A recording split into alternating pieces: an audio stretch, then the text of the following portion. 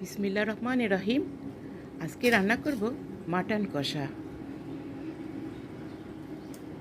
অসাধারণ খেতে। প্রথমে কড়াইতে তেল দিয়ে দেব, দিয়ে সুন্দর করে ভেজে নেব। এবার টমেটো দিয়ে অনেকক্ষণ ধরে ভেজে নেব। এবারে আদা কুচি দেব, কাঁচামরিচ দেব কুচি, লবণ দেব, ভালোভাবে সেদ্ধ হয় সেভাবে রান্না করব। এবার দিলাম শুকনা ধনিয়ার গুঁড়া আর জিরার গুঁড়া। এবার একটা সিক্রেট মশলা, রসুনের পানি। রসুন থেতো করে পানিটা দিতে হবে। রান্নাবাজে গোলমরিচ দিলেই হয়ে যাবে মাটন কষা। অসাধারণ খেতে লাগে, নান রুটি পরোটা দিয়ে অসাধারণ খেতে লাগে। একবার বানিয়ে দেখেন।